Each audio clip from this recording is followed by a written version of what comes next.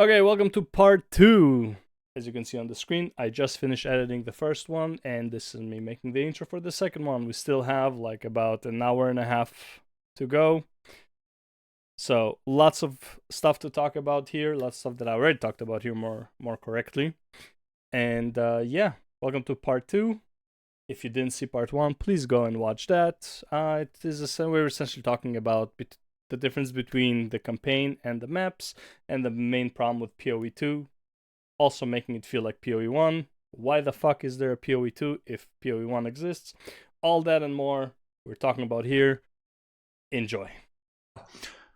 Players generally prefer campaign. I think if you polled your average player who played Path of Exile 2, not your average person who watches hardcore best build videos, not your dude who watches streams of I don't know, just AoEing every map for 10 hours straight while nothing's said, with no room, with no light or anything like that. But your average player, in every poll I have seen, prefers campaign. Now, as we saw with that video over there, the campaign has already been made easier. For many of you who only have 1 hour to play a day, and for those of you who do only have 1 hour to play a day, you are maybe finishing the campaign right now.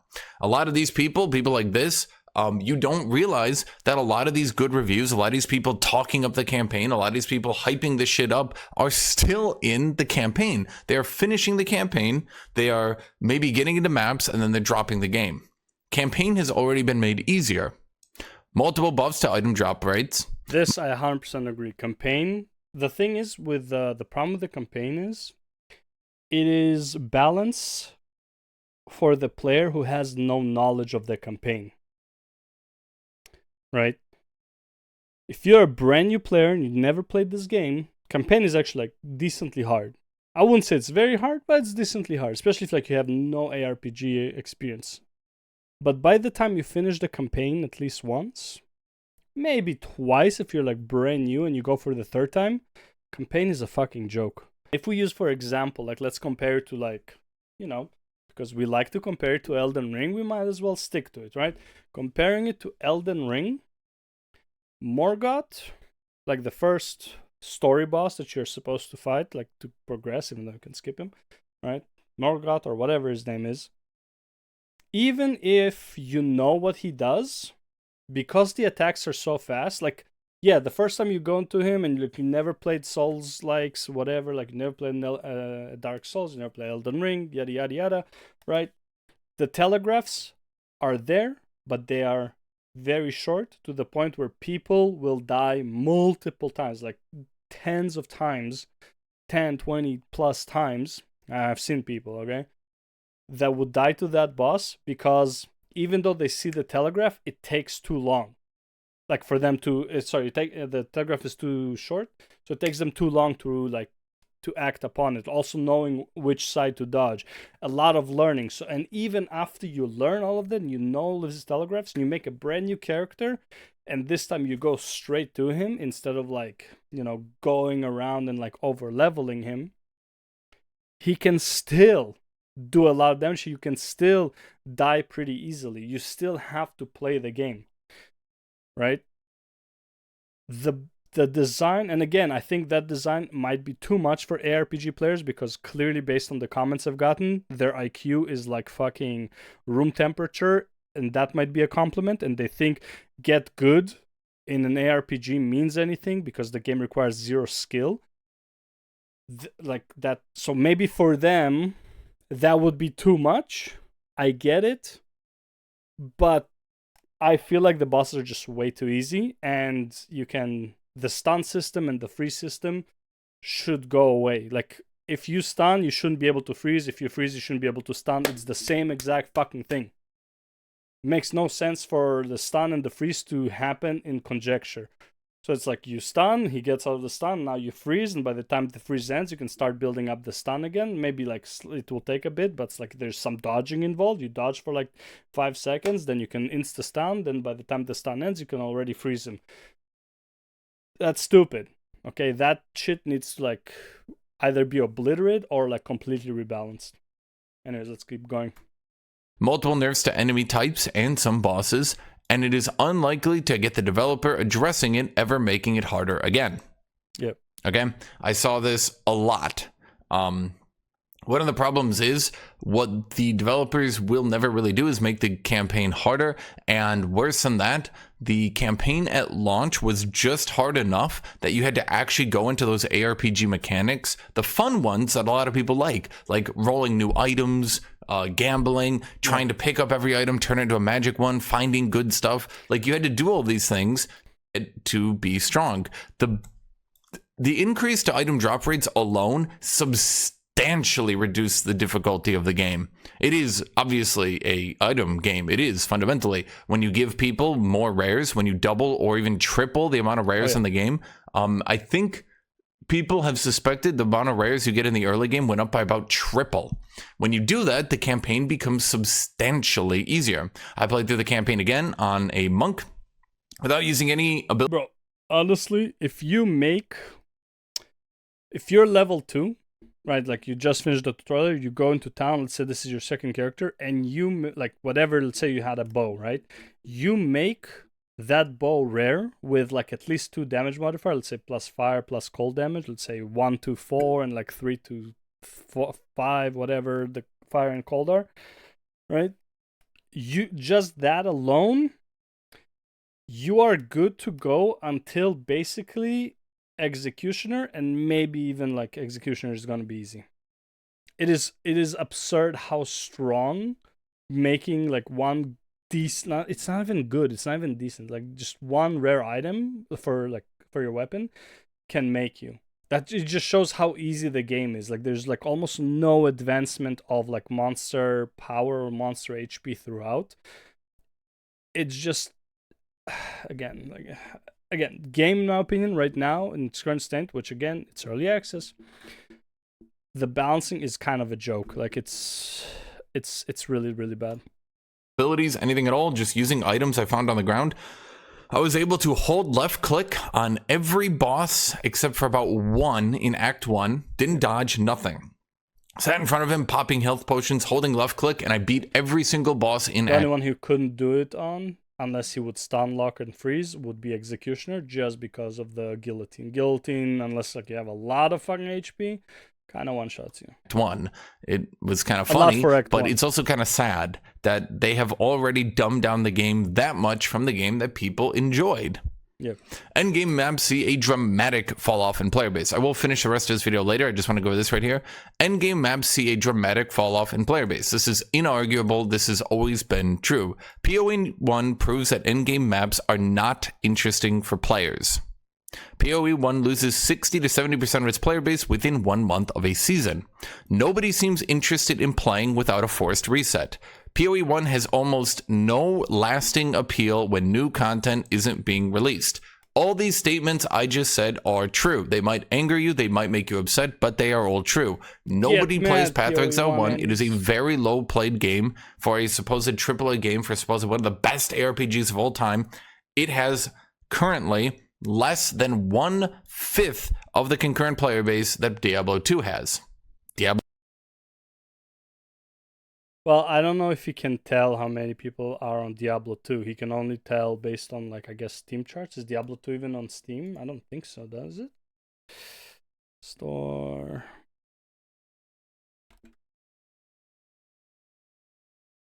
Yeah, on Diablo 4 is, so I don't know.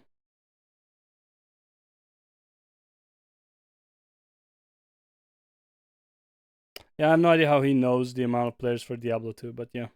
Diablo 2. Now, don't take my word for it. Let's look into this right here. We can see almost nobody plays this game when there is not a forced reset. Yeah. That is true. You can just see this. You can argue why or how that is, but you cannot argue that it is. When there is not a forced reset, the player base dips down substantially. And I don't think, when we look at the charts like that, you don't realize just how much the player base dips down. On any one of these random seasons, you can see right here, the player base goes down below 20,000 between almost every season. Without new content being promised, without new content being released, the player base goes very, very, very low.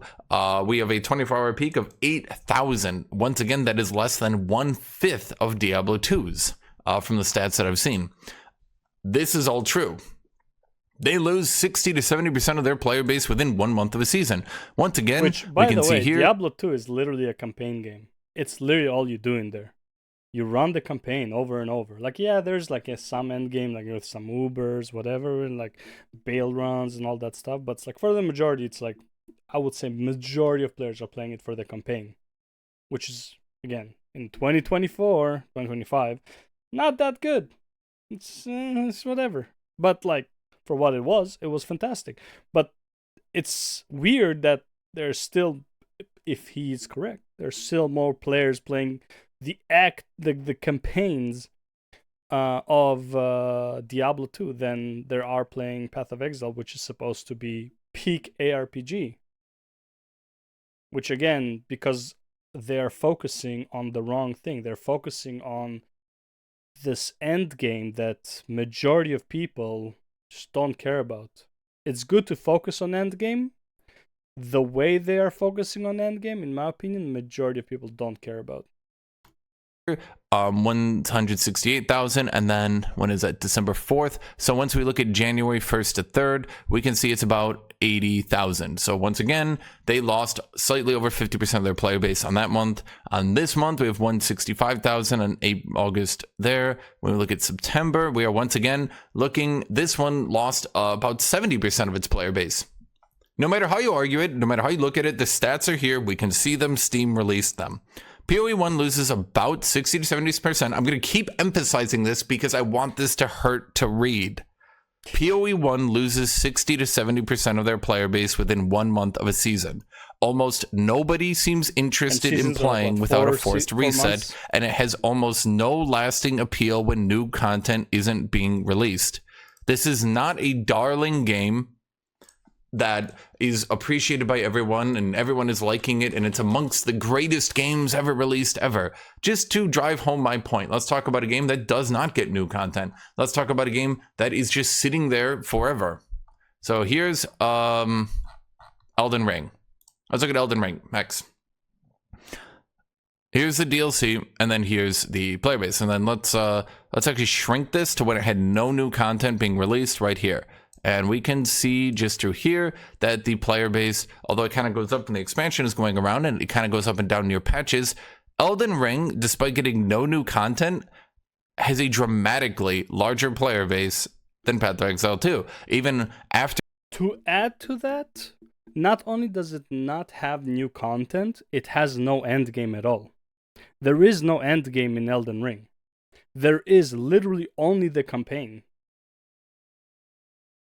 That's it. There's nothing for you to do in Elden Ring aside from beating the bosses, like on New Game Plus. The majority won't do a New Game Plus over the first one, just because like maybe they want to have two of the same weapon that you can only get one per run, right?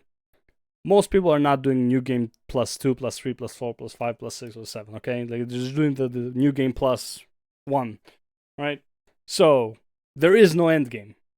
This is literally a campaign game, and the retention rate is substantially higher. Are the numbers higher? No, but the point is the retention, okay? You can have a game that retains players without new content. Elden Ring doesn't even have an end game. Though honestly, I believe that technically on average, Elden Ring has more players than PoE1. It is also a newer game, so take everything with a grain of salt. I'm not saying, again, two different genres, which game is better, it doesn't matter, right? I'm just saying that it's like a game that is also an RPG, has no end game, it only has campaign, versus Path of Exile that has a campaign and end game. The game that has both retains not even close, doesn't retain player base. Okay, if Elden Ring had seasonal content, just put in that perspective, if Elden Ring had seasonal content, just imagine. After this expansion and after it goes down, we still have not nearly reached the numbers of Path of Exile 1. We can see that right clear. In fact, one of my favorite games, EU4. EU4, let's look at this one. I wanted to show you guys this one. EU4's last expansion was on May, and the game literally stopped being developed at this point. Was it May? I just want to double check this, just so I'm not talking about my ass. So I need to like make sure everything I say is correct. Yes, May 8th was its last expansion. So May 8th, and you notice how despite getting no development, despite getting nothing new, the game is just now sitting here in stasis after, what was that? 12 years of development, the game stopped. And after 12 years of development, the game's player base, everyone's still enjoying the game, everyone's still playing it. Do you guys see that? But when Path of Exile doesn't get new content, nobody plays it. Even now, if people are saying, well, Path of Exile 1 is way better than Path of Exile 2, then where are the people playing it? You can see people started playing it in anticipation for Path of Exile 2, and despite, here's the funny thing. Well, this is where all the people who are playing it, they're playing Path of Exile 2 right now. That's why no one's playing PoE 1, because the PoE 1 players are playing PoE 2, doing the exact same thing they're doing PoE 1, but they're saying PoE 1 is better because the end game is more flushed out. So the only ones who are saying PoE 1 is better than PoE 2 are the players who are not playing PoE 1, they're playing PoE 2, and they're complaining that the end game is not as flushed out as PoE 1. Go figure. Despite Path of Exile 2 coming out and supposedly being in a rough state and being so much worse than Path of Exile 1 in the late game, Path of Exile 1 continues to go down in player count. People do not enjoy playing this game, unfortunately, without content. At the current rate it's going, it will likely be under 5,000 people playing it in a couple months. This game, I'm sorry to have to rip this band-aid off for you guys, it does not seem to have lasting appeal. Yes, for those who know how to do that, that happens too soon.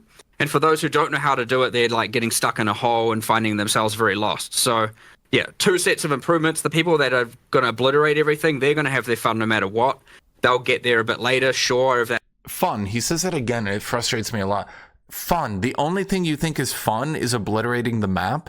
Because that gets boring to me. That's fun, like, boring. Once, a few times. Maybe if there were dedicated maps to obliterating the map, that would be... I was just about to say, yes, if there were, like, if you had game modes of, let's say like this, okay, so you have maps where you can just obliterate stuff, and then you have maps where it's like you just face, like, an elite pack, right? Like rooms, like let's say, like you have to clear a room, then the next room, then the next room, then... well, I guess technically you have that. It's called the trials, right? But, and even the trials are really turned into like just blow everything up or just run through everything. Like that's pretty much what it is. You don't have a condition like, let's say, Devil May Cry, where it's like monster spawn, you have to kill them in order to move, advance the map. If you had that type of scenario, which again, maybe you can say Act 3 is kind of like that, but not exactly. Like you have a lot of trash bombs. I'm talking about like an actual small elite pack that is like takes skill and shit like that. You can't just blow them up, right? You have to like do certain mechanics and whatever, right? So you would have that content, and then you would have the blow everything up content. So if you want to go blow everything up, that's fine. However, you're gonna have to adjust the drop rate so much. So it's like if you're killing the small elite group, and like let's say the goal is for it to take you about 5 minutes. I'm exaggerating, obviously it shouldn't. And clearing a map takes you 5 minutes. Clearing the map and doing this elite pack should yield very, very similar results in order to make it kind of fair. Good luck. Yeah, it's like unrealistic expectations, I know. Be fun every so often. Like every game has that one section where you fight the low tier enemies and you just beat the crap out of them. But like if you make your entire game about fun of having no challenge and AoEing every enemy effortlessly, then it ceases to be fun. If that's your entire game, then this will be your player count once there's no new content, because it's not fun after a while. There's no challenge. There's nothing there. Do you want this to be your player count, where people go back and play the game and buy it on sale and have fun with it? Or do you want this to be your player count, where people generally enjoyed the game and continue to play with no new content? Or do you want this to be your player count, where no new content comes out and everyone just ditches it? Okay. I just have to say that. That's how you want to think about it. But it's way more important to not just have that like very much narrative driven change in pace where all of a sudden it's just like, and it's gone. And now you're just doing, kind of random stuff. What am I supposed to do next kind of thing. And yeah. So yeah, there's a lot going wrong there. More content would do it, more time on it, more quests, more, But again, PoE 1 had a lot of this stuff and it had so many different. Here's the issue. If PoE 1 had a lot more of this stuff, and it was actually fun to blast maps over and over again and have no challenging content and just AoE map, AoE map, AoE map, if that was so fun and enjoyable, then it would maintain its player base for longer. The fact that so many people finish up the campaign and immediately quit in Path of Exile 1 is telling. And that's not just me saying that. It's right here. We can see it. I have the receipts in front of me. I can see the proof that people do not continue to play once they are, quote, blasting maps over and over again. Yep. They quit. They do not play the game. And by the way, most people, like, they make one build. There's like the watcher. This is PoE 1 players, okay? Majority of players, you have the ones who are like make their own build, whatever, which is kind of like a copy paste of a different build with some small adjustments. I met a few of those, but it's like for the most part, watch a guy. It's like, I feel like playing this. This seems strong this season. I'm gonna play this. They play this. They blow up some maps, maybe get to a pinnacle boss, and then they quit. It's like, why are you coming back for the next season? The next season. It's just like. Again, and those players, those are these guys, right? It's like... Well, actually, no. Those are like these guys. Those are like here, right? Majority of players are this, right? They get through the campaign, and then they drop.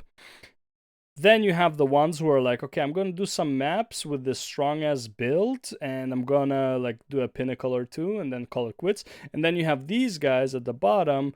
These are the ones that like, okay, let's make a new character, and let's keep blasting, and then make another one, keep blasting, and it's like, oh, new season, up, let's go. It's like that's these players, right? That's the 5K, or up to 20K.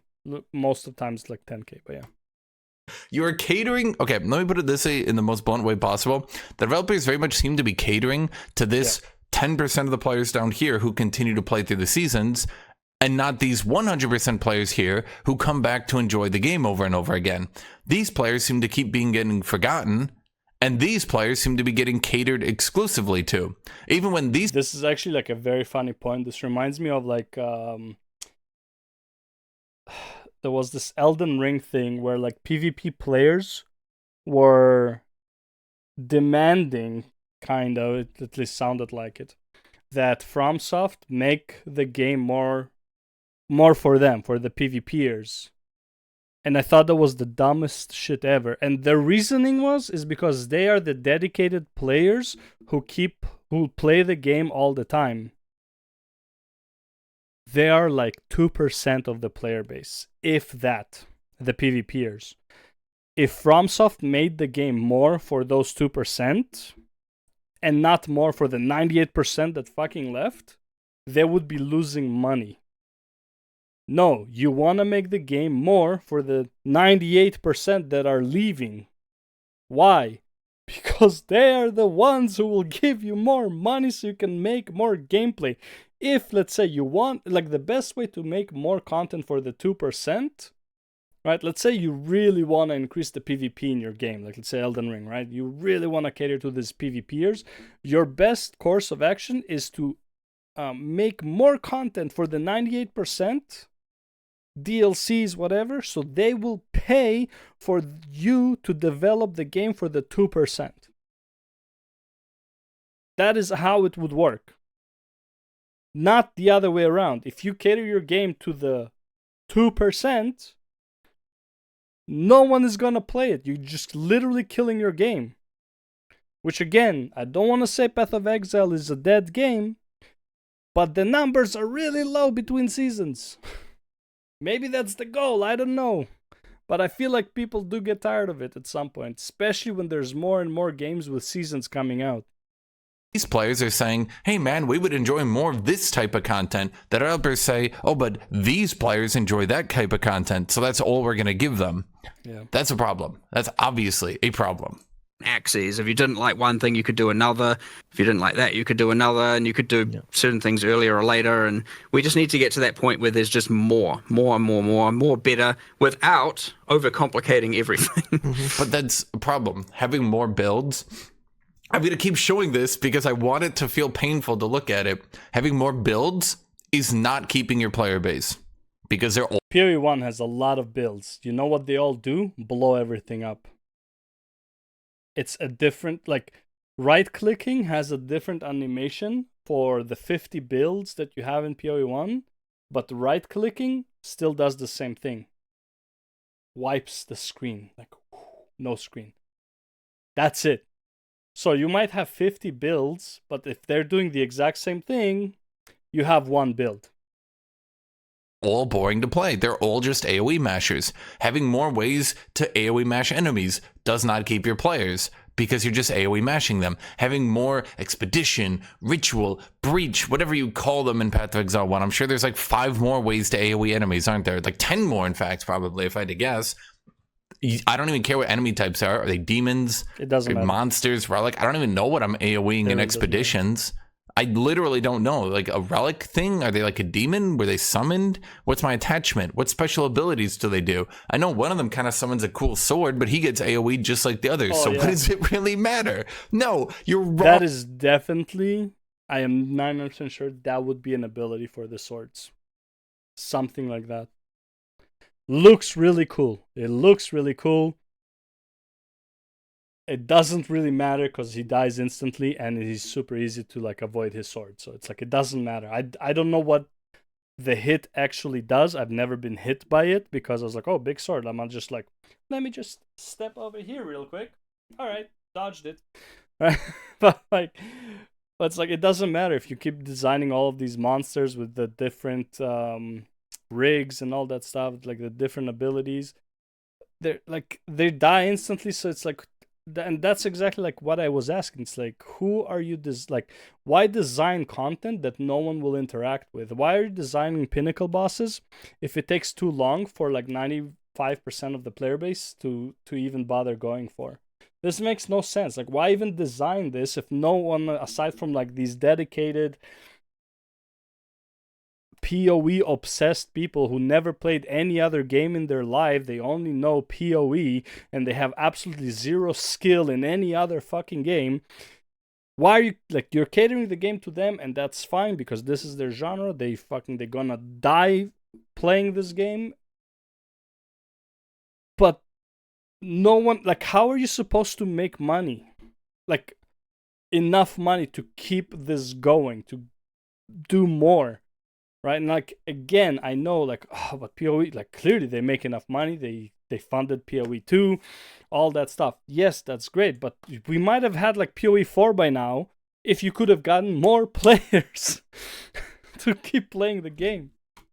Oh, you are factually incorrect. Your player base is not sticking around just because you added a new weapon. They're playing through with that weapon once, getting bored and quitting until you forcefully reset them. If you are not forcefully resetting them, they don't play. You're not... If the entire intent is to continue to forcefully reset your players so they come back to the start of the season, you are already doing that. If your intent is to keep the late game interesting so players continue to play into a season, you are not doing that. You're describing two different objectives. Objective 1 is get people back at the start of the season. You are doing that. You are doing that great. I'm not arguing with that. That is wonderful. You are doing better than anyone I've ever seen. It's actually insane how well you're doing that. If you're talking about keeping people playing the game, you are failing spectacularly. You are falling on your face and you need someone to tell you that. So my last follow-up to this in-game topic, and I'll send over the guys to continue the conversation elsewhere. So you mentioned that there's a little bit of a separation from what I'm hearing about people that like know how to blast, like they're going to go anyway, right? They're going to crush through and destroy it. Then you have the people that are like kind of learning the game, getting into the in-game that might like get... This question that he's asking is a good question. The answer is, as far as I remember, was pretty stupid. The people who are gonna blast will blast anyways. Why not let them blast at a later point? Why are you making it so the game requires you to blast so early? Get stuck and lost. How do you feel about the one pour though? Then now that the game has been out a while, good question, but that's not what my video is going to focus on. Let's focus on other things. To the untrained eye, Diablo 4 and Path of Exile 2 have these same late game mechanics. Yep. Juice maps, clear rares, do it again. Yep. But apparently, Diablo 4 is bad and Path of Exile 2 is good. Now you can say we have different ways to do it. There's not just juicing maps. There's expeditions. It's the same shit. There's I don't even know. I'm sure I've heard some people talk about like heists, shit like that. I don't even know. So if anyone's seen the D4 gameplay where you are literally just clicking dodge on the new class, whatever the witch doctor monk thing, where you just dodge and just blows everything up and just keep dodging and just fucking teleport throughout the map and everything dies. What is the difference between that and vast majority of PoE2 builds? And vast majority of PoE1 builds. That's what he means, like with the untrained eye. It's honestly the trained eye. You are doing the same thing. It's blowing everything up faster or slower, but you're blowing everything up. It's not interesting. You're not interacting with anything. You're just holding right click on the screen, having a peripheral vision, making sure you're not stuck in a wall while watching a video. It's not a game. Like, it literally is not a game. Act 1, Act 2 is a game. Act 3, right? Act 3 is still kind of a game. Cruel, not a game anymore. Kind of gets to that point already. And Maps is completely not a game. It's literally turning off your brain. It's like, you know those, I don't know if they're old videos, movies, where like, you know, the son comes home like from school, whatever, and his dad is sitting on the couch, like dirty shirt, you know, his stomach is out, and he's just sitting there like a zombie with the remote and just watching TV. And the son is asking, "What are you watching?" He's like, "I don't know, whatever is on."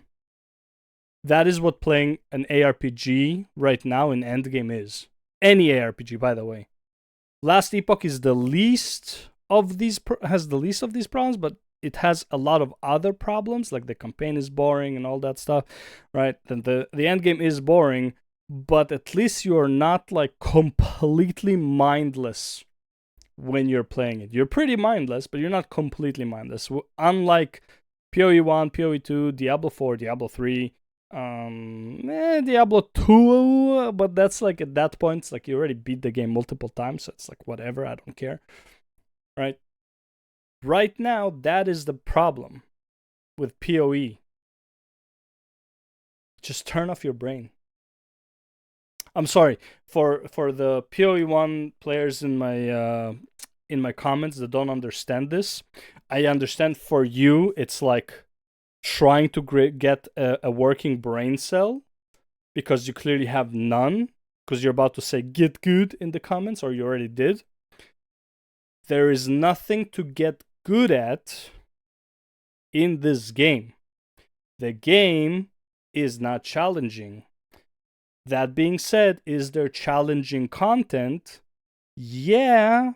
By the time you reach it, you don't care about it. Like the amount of time it takes to reach challenging content, it's either already not challenging because you just obliterate it, or you just don't care to reach it because you have to do so much brain dead things in order to get there. Having an Excel sheet open or having a list of items from some guide that you need to buy in order to make your build work is not gameplay.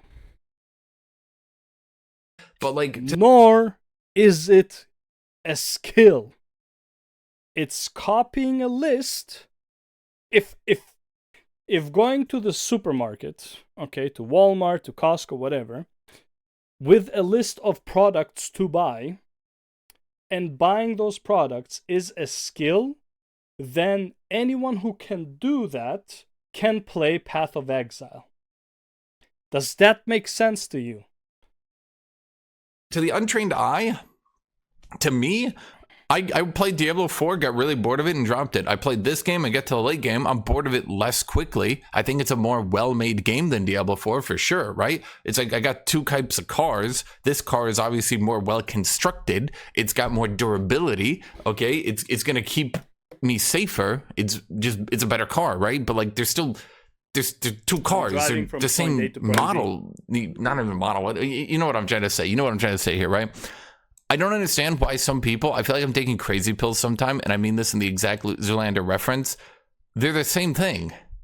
You juice a map, you go in, you AoE a bunch of enemies, find the rares, kill them, go to the next map. Juice a map, kill a bunch of enemies, AoE them all, nothing challenges you. Yeah, sure, Diablo 4, the bosses that were so fucking easy that I'm not even going to call them bosses. It does not matter. So at the end of the day, my question is, why is Diablo 4 good? Or is that why is Diablo 4 bad and Path of Exile 2 is good? Because it surely isn't the itemization, considering 90% itemization in Path of Exile 2 is get more health, get more resistance.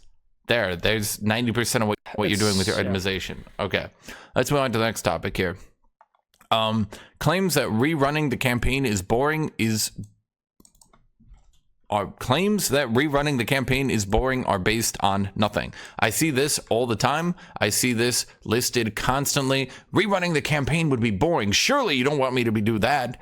Based on what? Could anyone cite me a source on this? I looked. Trust me. For making this video, I looked. Last Epoch probably is the best source for it because the campaign is kind of boring. The bosses are really not interesting. If they made the campaign more interesting, because it has potential. The bosses are kind of decent, right? They're not great, but they're decent. But it's also like it's so easy that it's just like, again, it's just you're just not interested in it, and then the end game is also very not interesting. So that's why, like, I think Last Epoch has this big of a problem where it's like by the time you even reach the end boss, and it's supposed like first time you reach it, sure, was pretty interesting. It was like reviving itself multiple times and shit like that. Second time you reach it, you just blow it up, right? So it's like because you already know how to make a build and shit. And I feel like ARPGs just have this problem of like second playthrough is just so easy that it's absurd, right? And take Elden Ring, where it's like second gameplay is way easier, but still I wouldn't call it easy. You're still gonna die quite a lot throughout the campaign. Not only can I find claims to the complete contrary, not only can I find a shitload of people who play through the campaign and then quit the game, not only can I find the developers talking, I didn't think it was proof, mind you, but I could find the developers talking that they wanted to get people into maps because they couldn't get enough of their player base into maps. So I have found proof. I don't know if it's like... I don't know if I want to cite it, so like I didn't list it here, but we did find some proof, at the very least I did, that no, unfortunately, people do not find rerunning the campaign boring, and the claims that that's true are based on nothing. Diablo 2 is cited as still having 50,000 concurrent players. Path of Exile 1 peaks today at 8.4 thousand. Seriously, there's no source for this claim. I literally can't find anything to back up this claim. Unchallenging content is boring. All enemies explode in a map-wide AoE. Skeletons, zombies, Hell Knights, Vampire Lords all get AoE'd in one hit. There's no sense of progression, there's no challenge, there's nothing. Additionally, saying that you only feel progression, you only feel like a god, you only feel powerful if you can AoE all your enemies, also has no basis in reality that I know of. Once again, we can go back to Elden Ring, where you start the game being beat down by one boss, you end the game being beat down by one boss. True. Big true. At no point, like, yeah, there's like farming locations for like souls and stuff where you can AoE stuff down, but that doesn't make you feel like a god, in my opinion. Just like, in order to still progress, like, you're still like, are there cheese builds? Yes. And also these cheese builds are cheese for like specific bosses. They're like, you're not gonna use the same cheese for Malenia as you use for, like, let's say the blood dude.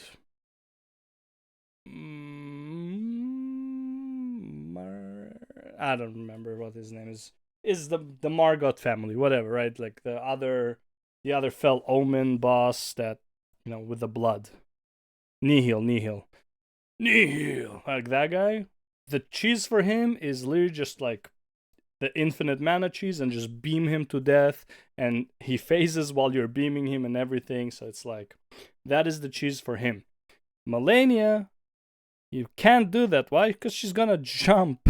She's gonna jump to the side, right? So you need a different cheese for her, like with freezes and stuff like that, for her foul dance, right? So yeah, there are cheese builds, but it's not one cheese fix all kind of thing. There are builds that you can one-shot every boss. Very, very, first of all, not easy to execute. Lots of buttons to click. Quick switching gear. Like, there's other skills involved in it. And even then, most players will just not be able to do it because of, like, a positioning thing, right? So, other cheese builds, yes. Do you ever feel like a god? No, because if you mess up that cheese, you will instantly die. And it's not like you can't mess it up. It's pretty easy to mess up. So, yeah, you never actually feel like a boss in Elden Ring. You can feel like, like a god. You can feel like a god when you go back to, like, the beginning monsters. You can one-shot them, sure. But even then, you can't one-shot 50 of them just because you see them. Like, it doesn't work that way. You start the game and 1 enemy, 2 enemies, 3 enemies jumping on you is a challenge. At the end of the game, hey, guess what? 3 enemies jumping on you is a challenge. Yeah. In fact, if you want to see a game where becoming, I don't even know, I'm trying to think here. What game is there like a sense of progression that is like this, where nothing is challenging after a while? I literally can't think of any game with that sort of progression where eventually nothing becomes challenging. In fact, even if we look at Baldur's Gate 3, where the end of the game, the enemies continue to level, and maybe if you've like min-maxed your build, the game's going to be easy. I'll admit, honor mode kind of, removes a lot of the difficulty. I think I need to correct any type of game. Aside from ARPGs, and again, Mapin Last Epoch is like the least problematic when it comes to that, because the game can still be challenging because you just can keep adding the corruption. That is like the only one that like not as bad at this. It has other fucking problems. Yes, it's like, oh, go play Last Epoch then, you fucking scrub. It has issues. Like, I'm not interested in playing it until April when like they fix a bunch of the issues and add content. But in terms of like which game doesn't do this, or like which other game does this, only ARPGs do you become a fucking god while playing them. V Rising, you can max out your character. You're still not going into a town guns blazing and like 20 monsters will like just massacre. Like, you have to like run around a lot. You're not just gonna like blow everything up constantly. Like, it just doesn't happen, right? V Rising is probably like the closest game to how PoE 2 is played right now. By the way, highly recommend V Rising. Great fucking game. I wish they add more to it, and I wish like the item level will increase to like 120, but like very slow progression towards it. Such a good game. Goddamn. Anyways. But even games like Baldur's Gate 3 with very little content drops have managed to maintain very high player bases, despite the supposed lack of scaling feeling, because I guess early in the game you're fighting goblins, and at the end of the game you're fighting the vampire lord. So then I don't feel progression because I'm fighting one vampire lord and a couple you know what I mean? Like, I don't understand this. Like, it's like my brain is frazzled because I can't understand this. Enemies with unique mechanics get AoE'd before you see them. Yep. So the content continues to become unchallenging because every enemy who could do something cool, the specters or wraiths or the stealthy dudes who fly behind you and try to freeze you, they could be cool and interesting, but they get AoE'd before they could do anything. Yeah.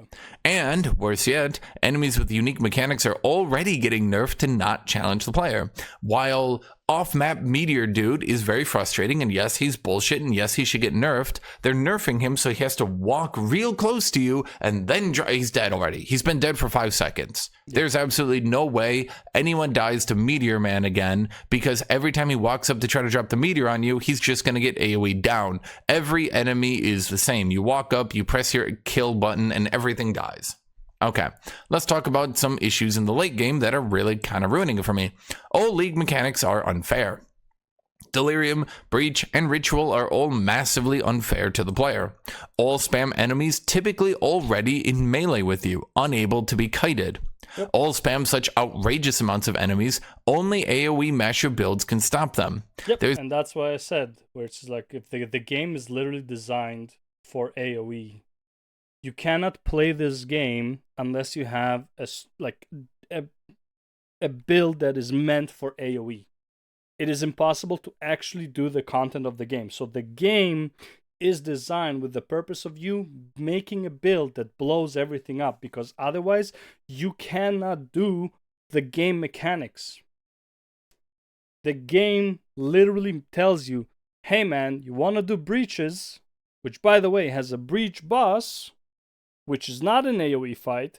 In order to do that guy, you gotta make a build that blows everything up all the time, instantly before it even touches you. So stupid. There's no playstyle variety or diversity, no playstyle variety or diversity is applicable to fighting them. You can only AoE mash. Once we get into the late game, once again, all these utility abilities, all these CC abilities, all these cool abilities, combo abilities, they get out of the way because I cannot combo enemies if I'm expected on Delirium and Breach and Ritual, the 3 big late game mechanics, if all 3 of them are expecting me to AoE 10 to 20 enemies a second, and they're all spawning already in melee with me, and they're doing massive damage, I have one build that is viable. One. There's no build diversity. Despite claims to the contrary, Path of Exile 2 has no build diversity. None. You AoE enemies or you AoE enemies. That's it. That's the only thing you can do. In games like Baldur's Gate 3, we have actual build diversity. We have CC-based characters. We have AoE-based characters. We have damage-based characters. We have healing-based characters, buff-based characters. In this game, we have the AoE masher with a mace, the AoE masher. Eventually, we'll get the AoE masher with a sword. Is anyone looking forward to playing AoE masher with an axe? Ooh, that'll be interesting. Maybe. I am looking for AoE masher with a sword.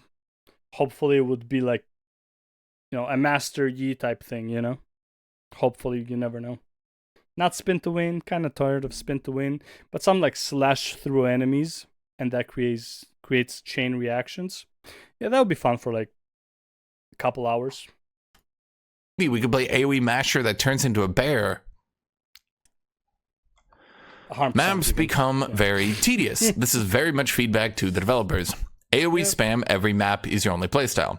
Rares have too many AoEs and random bullshit, so you one-shot them from range.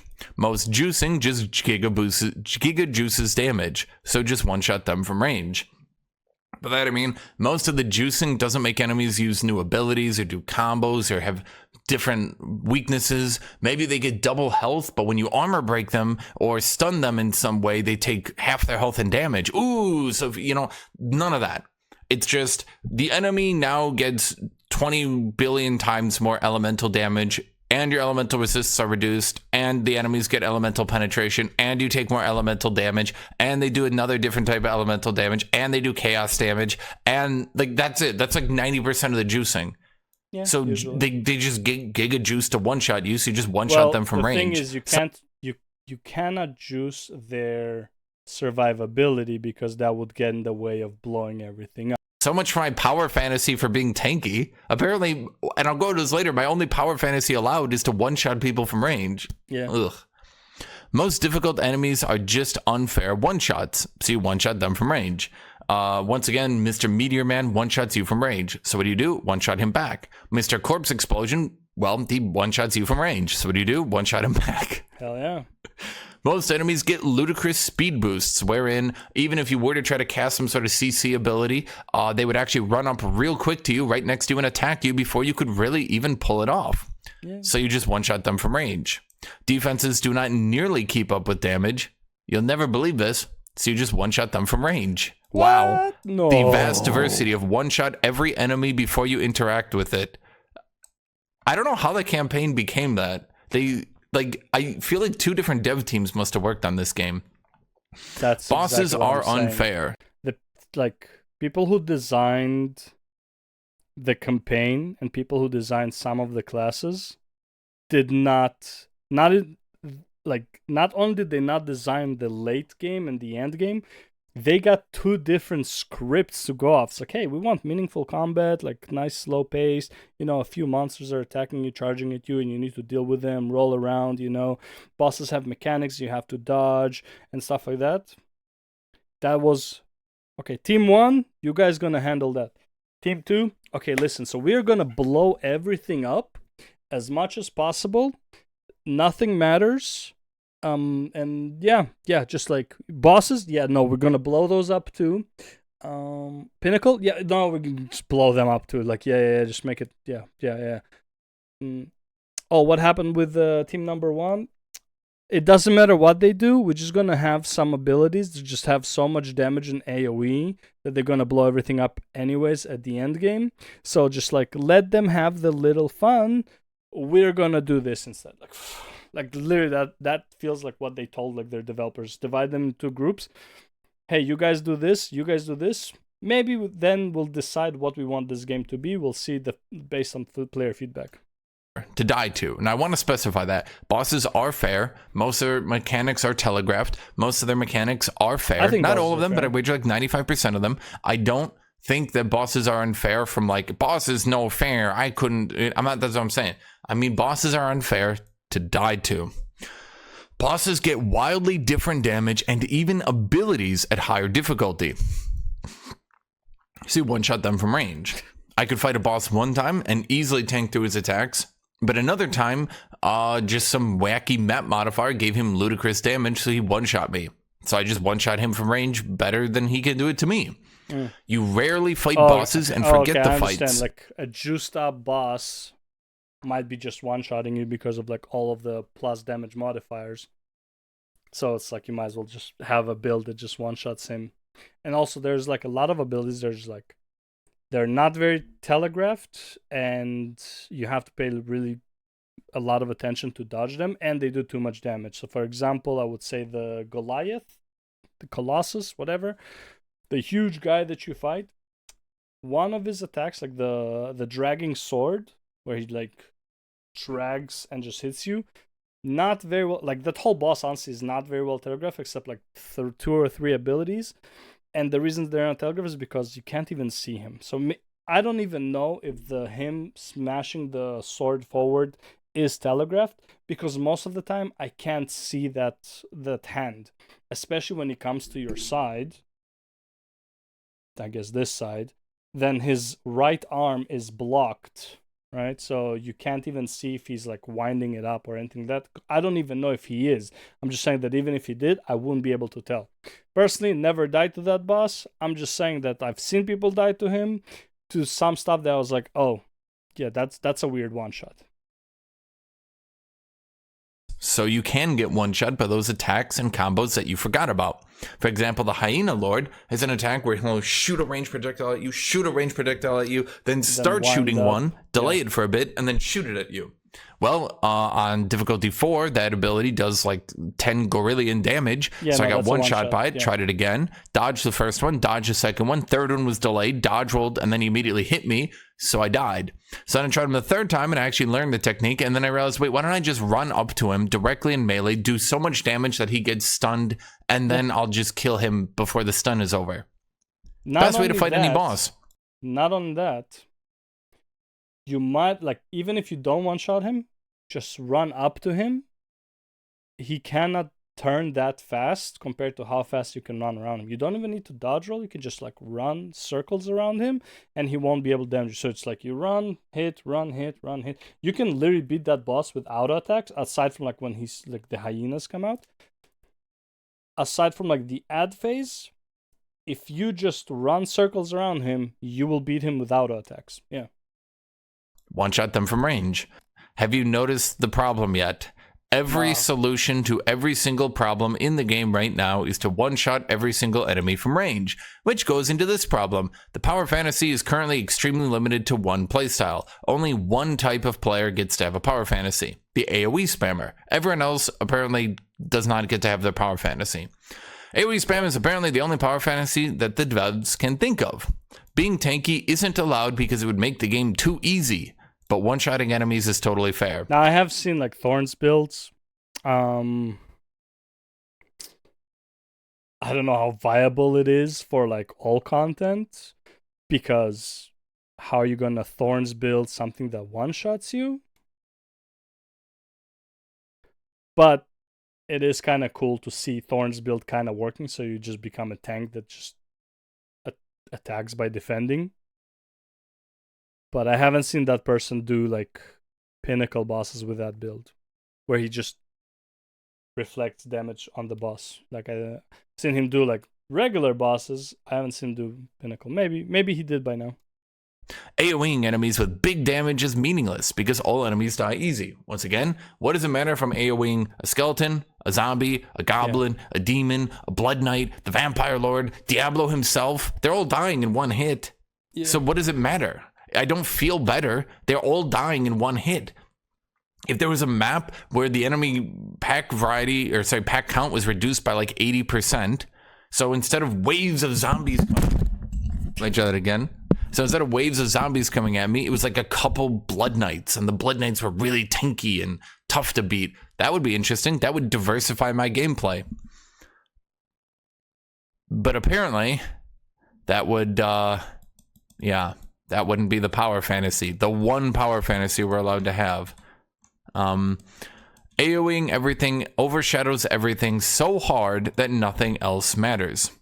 AoE mashing is currently what I'm going to call the stealth archer. Every build you do is going to be an AoE masher. No matter how you start your build, no matter what you're trying to do with your build, you will eventually become an AoE masher. Do you want to be the stealth archer? Yeah, that's definitely a Skyrim thing, where it's just like no matter what build you do, might as well just be a stealth archer in Skyrim. Really tanky? Nope, AoE masher. Do you want to heal a lot? Nope, AoE masher. Do you want to CC every enemy and slowly whittle? Nope, AoE masher. Do you want to put dots on enemies and then maybe stun them? Nope, AoE masher. Yeah. Every build becomes an AoE masher. It is a stealth archer of Path of Exile 2, unfortunately. An extremely boring meta persists because of no nerfs. Now, I don't just mean good builds. I don't just mean you found a good build, let's go nerf it. That's not what I'm talking about. I mean the extremely overpowered game-breaking builds. Because the developers do not want to nerf, because the players throw temper tantrums whenever there is a nerf. I don't mind this so much. Again, early access will probably be balance issues. Probably towards like the release of like the next season, where they have like the character resets. I don't mind this too much right now, but the problem is their game direction is leaning towards having these overpowered game breaking builds. Like that is the intent. Like maybe they're too breaking right now and they're gonna nerf them a bit, but the intention of them still being game breaking is there. Like the design of the game is for them for people to break the game. An extremely boring meta persists. The best items come from bosses with one try. So what do? You go with the best build that can one-shot the boss, so that you don't lose your resources getting those bosses. Then you get the items off your little loot fountain for free. You go and you kill the hardest bosses in the game with your one-shot, overpowered, broken build. This is, by the way, like the biggest tip I can give to any new player in PoE 2 right now. If you're a brand new player, never played, copy a build that is so overpowered and like just AoEs like crazy and kills everything without a problem, even if it doesn't have the best survivability, because you need don't even think about having fun with PoE 2 yet. What you want to do with PoE 2 as a brand new player, grab the build that maybe something you really don't like playing, but it is an amazing fast farmer. Use that to farm up the whole content as fast as possible so that you can afford to play the build that you want, which then, by the way, because you will be comparing your new build to the OP build, you will quit the game very, very fast, because you will not be having fun playing the build you're actually going to have fun with, because you know that the build that can blow everything up that you don't like playing is how you're supposed to play the game. Best tip I can give to PoE 2 players. Completely circumvents the entire challenge, floods the market with what should be extremely good items, and generally makes the game way more boring. It is 2025. People just Google best build. Now, while a lot of YouTube videos will clickbait for it, most of the time you can find completely broken builds that make the game giga mega easy mode. And everyone will take that build. I mean, shit, there's like 5 different versions of the Invoker Monk right now, which basically do the exact same thing. Like 5 different builds. Passive nodes are slightly different. Slightly. Literally, like very, very slightly. The key nodes are still there, so it doesn't matter. And the skills are pretty much all the same. But there are 5 different builds of the same OP build because some stuff are just broken. And they will take it for themselves, and they will be cheated out of a challenging content. They will be cheated out of having any fun because all they will do is AoE mash the enemy for a few days, and then they're going to quit. Yeah. They're going to AoE mash, they're going to go, yay, fun build, yay, wee, and then they're going to quit. So, yeah. The best builds persist for an entire season, easy moding the game. When the game is easy mode, people quit. I literally saw a comment. I was reading through some Path to Exile 1 posts because I wanted to kind of get their feelings on all things. And I saw someone said, oh yeah, after I buy my best in slot item, I typically quit the next day or two because I get bored with the game. And this is such a strong fucking point. I do not understand how people play a game where you can actually just buy your build completely. Now I understand where you can buy certain things to like you want to try out some things, whatever, but to be able to buy anything is kind of stupid to me in a loot-based game. If I can buy anything, then I don't need to do anything. Then the question is like, should you be able to be the guy who just farms indefinitely for materials? So for example, for exalts, for divines, your build is focused on farming exalts and divines. And then because you have so many exalts and divines, you can go ahead and buy the gear from the pinnacle bosses that your build cannot do for some reason. Should that be possible? In my opinion,